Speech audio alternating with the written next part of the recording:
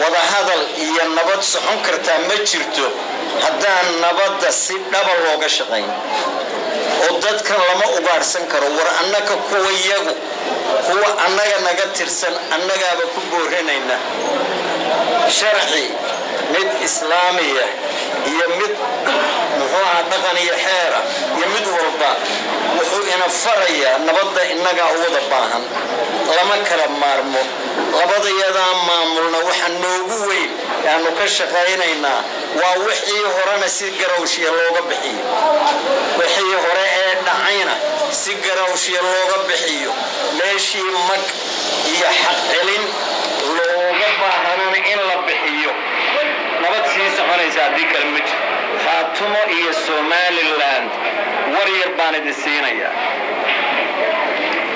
adduunyuhu waa u soo jeestay Soomaaliya adduunyuhu midda uu soo jeedaa waxa weeye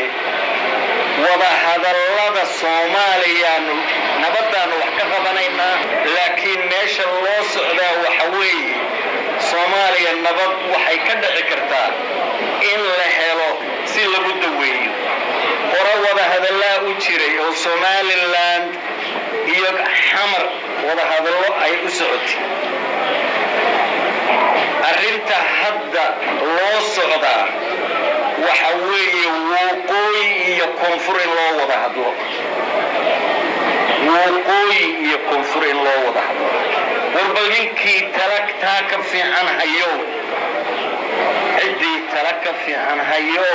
maanta waa ku ducaynaynaa kan innaka tala maanta u baahan taladaynu u baahannahay waxa weeye war adduun weynihii baa sidaa raba war innaka oo keligeena meel isma taagi karno xamarna waxba kama nihin Somaliland kama nihin Puntland warkeeda badaa warka ugu dambeeyay ka yimid Puntland haddaydan maqal waxa la dhaliilaya hadda cidina inoo sheegayso 17 baa la yiri waa ku badan yihiin dadka waxa la badinaya oo 80 ama 90 laga dhigi doona baarlamaanka Puntland waa go'aan ay gaareen miyaa la inagala tashaday warkuwa Puntland u sabcinayo leh hartibaanu nahay dantayada hayaano dee istaaga oo dooda oo bal halaydan qanciyo annaka horaan uga qancanay bal kuwiina leh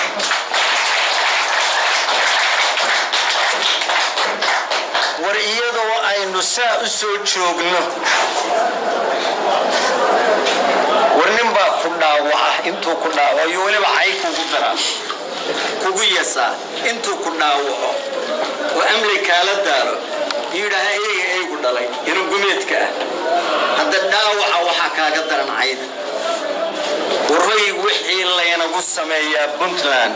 war wixii wax ka keenaya in badan baa waxaan idhi war ciidanka halka jooga iyo niman meelahan mushahar ka qaata waxa ay inoo hayaan raashinka ciidanka yar la siinaya Soomaa war annaka uga badinayna war waa ula tagnay war waxaynu nasabnimo iyo taariikhdeena iyo masiirkeena kala hadlimayn warninkii laakiin ka keenaya wax wanaaga wixii Puntland ma jeertaan wixii ka keenayo warninkii baanaya lagu fasax hadda geemkii wali baloonidii waa la ciyaaraya wali frimbiga lama afuufin hadda wali talaayna la gudboon warninkaan talahayn warninka aan ognahay waxan na gaadhay ee taariikhda meeshaanu naalana dhigay ninkaan garowshiya ka bixinayn ninkaan ka ayan ka damqanaynin warkaa waxba isumanin kaas hadduu walaalka yahay waxba isumanin waxa la leeyahay daarood ba dhabarka laga jabiyay nimanka iyo gabdhaha Khaatumo la yiraahdo waxay raaceen Somaliland waxay ka soo horjeedaan Puntland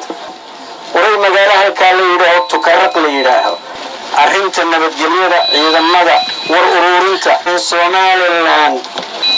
intaan la heshiino وهشيس من التري لقرنه يا ولا لا شوقين هذين الرماية جنودين